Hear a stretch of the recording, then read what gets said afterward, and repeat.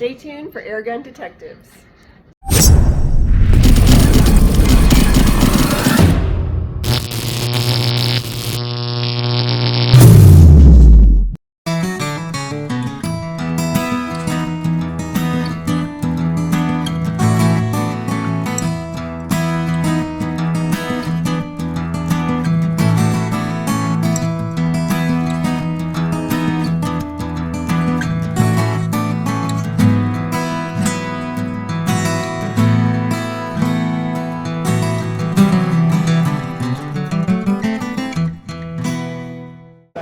All right, guys, JC here, 2025 SHOT Show, and I've got Terry here from Buckrail. You guys have seen a lot of my videos using his suppressors and his different products, but now we got a chance to actually interview him. You guys get to know who's behind these suppressors and this cool stuff. Terry, it's great seeing you here at the SHOT Show. Great seeing you, JC. So why don't you tell us a little bit, tell the viewers, how did you get into making suppressors and the things that you're doing? What's your background on that? Yeah, so believe it or not, I started out oil and gas. And this was just a hobby. I got into 3D printing, got kind of crazy about it. Yeah. Making all kind of silly doodads and had ideas just flowing like crazy. And loved to shoot guns with my kids. Yep. Started out with the Red Ryder. You heard the saying, it starts with a daisy. Buckrail started with a daisy. Yep, there you go. From the Red Ryder, just down you have the Daisy Buck 105. Okay. Yeah, and I made a little red dot scope mount for the Buck 105 to make it easier for my daughter to shoot. There you go. Right, and I thought, hey, maybe this is something that other folks would want too. Started a little, some people start a lemonade stand for their kids. I started a 3D printing business for my kids as a business lesson. That's pretty much all I thought I was going to do. That's why it's Buckrail. It's named after the little Buckrail, one part for the Daisy Buck. That was it. So that's specifically for the part that went on the Daisy gun. That was it. Yep. Okay. Yep. That's all I was going to do. I didn't know that. I was gonna keep chipping away, welding and whatnot. I like my job and everything. And my oldest son Atticus would do the 3D printing. He was with me at the Pyramid Air Cup, and got a little airtime there as well. But anyways, he would do the 3D printing. My little daughter would write thank you notes. My wife would ship them. They'd make $5 and we'd celebrate. Cool deal. It was a fun little business lesson. Yeah. And just little by little, I didn't even know there was a huge adult market for air guns. I liked shooting air guns, but mostly it was just shooting with my kids and everything, and teaching them all the ins and outs, of the shooting sports. Yeah. So then, little by little, somebody suggests this, somebody suggests that, and then I realized, wow, there's actually a whole bunch of stuff that people want, and it's an underserved market. Yeah. Why not serve them? Exactly. And so that's exactly what happened. Exactly. Yeah, you guys, you've seen the different products he's got, and if you see some of these up here, he's got all kinds of accessories. So it's not just suppressors, it's accessories, and I've demoed a lot of those. Remember the Beeman? You guys have seen that, and a lot of these different things that he sets up, which is just fantastic. Show us your latest suppressor. Yeah, sure. You got that. Yeah, something to mention as well. We have some stuff here, right? We have over 140 SKUs. This year, I didn't plan this, but this year at SHOT, you'll see once you talk to some of these other companies, AIRGUN, Umarex, Barra, you'll start seeing some Buckrail stuff all around here. Nice, and everything. nice. So That's great. Beeman as How well. many SKUs did you say you have now? Over 140. You got over 140 products 140, now. That's great. And that's been our main thing, really. Not so much the manufacturing side. I enjoy that as well, but really the design. Yeah. Being able to take requests, spit out a design, have a product, run a short run of products, whatever, and give people what they want, even if it's a small market. Yeah. Speaking of which, this right here I'm finding is not a small market, and that's so. This has been probably my longest running product development phase ever. There's some products I design it on Thursday and it's for sale on Monday. Okay. That has not been the case with this. There's been a lot of development. Nate, like I said, he's always advancing with design. Tell us what this is. What is this? Yeah. So this is a Nate Chrony chronograph incorporated into a suppressor. Let's call it an expansion chamber module, right? So essentially, this can be used as a chronograph only, right? And it'll have Nate's software support and all of that, right?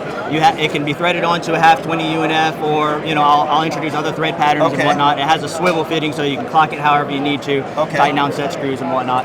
But then on top of that, it works with our modular suppressor system, right? You can remove this little cap here, and then you can thread on a baffle stack. Okay. Right. So now you have an integrated chronograph, a modular suppressor. So you got a chronograph. Now, if you just wanted to use this chronograph just by itself, you could do that. Exactly. Right? But that's a half by 20 thread.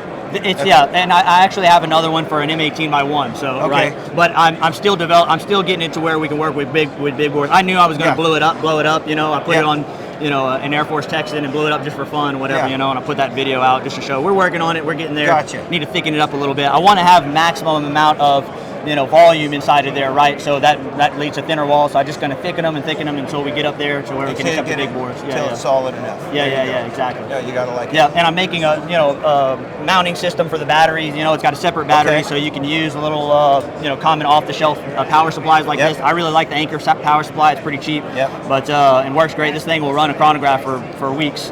But yeah, it just pops into there like that, right? And then you can run your cord to it. You can mount it on an M-lock, you can mount it on a Picatinny, or you can just use Velcro to strap it to a cylinder, barrel, shroud, whatever, right? You know. So you can get the both. So you can have your chronograph, and then you have your suppressor to go with it. Yeah, exactly. And these suppressors, let's talk a little bit about these. Yeah, sure. Now, you guys, one of my latest videos, I think on the Barra, the 250Z, I actually demonstrated these on the 250Z. These are the ones that you can unscrew them and adjust how much you want, how large you want it, correct? Right, yeah, exactly.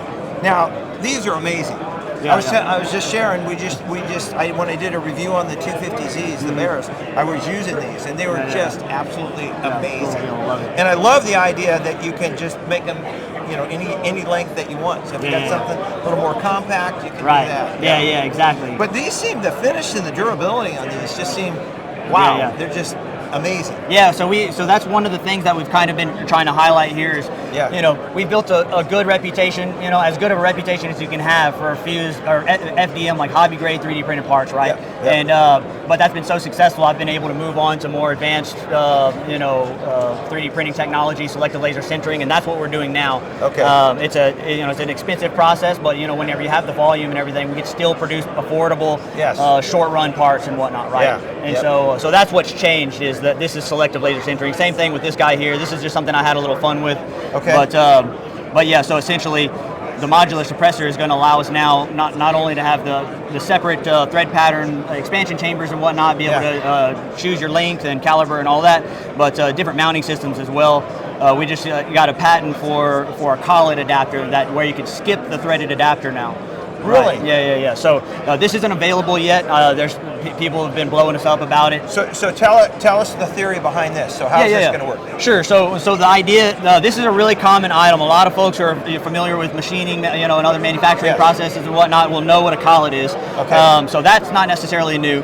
I just kind of got excited about collets all of a sudden, was just thinking of all the ways I can incorporate them into things. And this was one of the ideas I had essentially. And a friend of mine told me, well, that's such a good idea, maybe you should seek a patent, you know, because it might have implications outside of just air guns, you know, firearms and everything, which I probably won't capitalize on quite yet. So, but anyways, the idea is you have, all you need is the right size collet.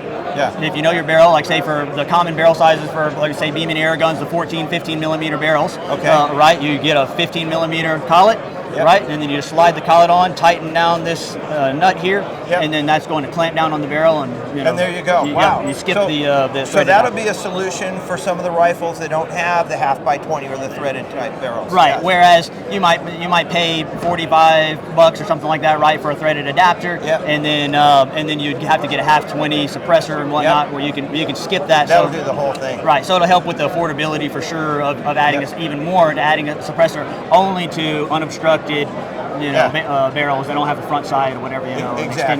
Sometimes you got to maybe take the front side off. Which is fine. That's amazing. You never cease to amazing. You just continue to come up with newer stuff. And once again, I mean, you guys, he makes the rail systems for these. All kinds of different things. Yeah, we have this. This is a pump conversion for the Zelos, right? So from the side lever action to a pump.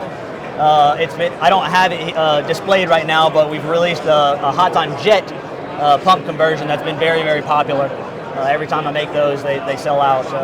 Guys, I have a Zelo, so at some point we'll try to get one of these so we can do a video and demo it for you. Oh yeah, for sure. This seems like it'd be a lot of fun. Oh yeah, it's fun for sure. And this one's really, really smooth. Hey, look at this, and you came up with this. So you take the stock Zelos and just add this to it.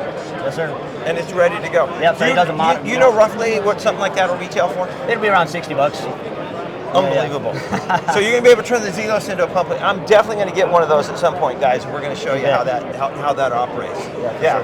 But anyway, well, Terry, thanks for showing us the different products. You guys don't forget, check out Buck Rail. I'll have a link in this video for you guys so you can go and check out all the stuff they have. But there's constantly, obviously, new stuff coming. I can't believe 140 SKUs. Me neither. Yeah, no, that's great. All right, hey, again, thank you. It was really nice seeing you here. Yes, sir. Okay, take care.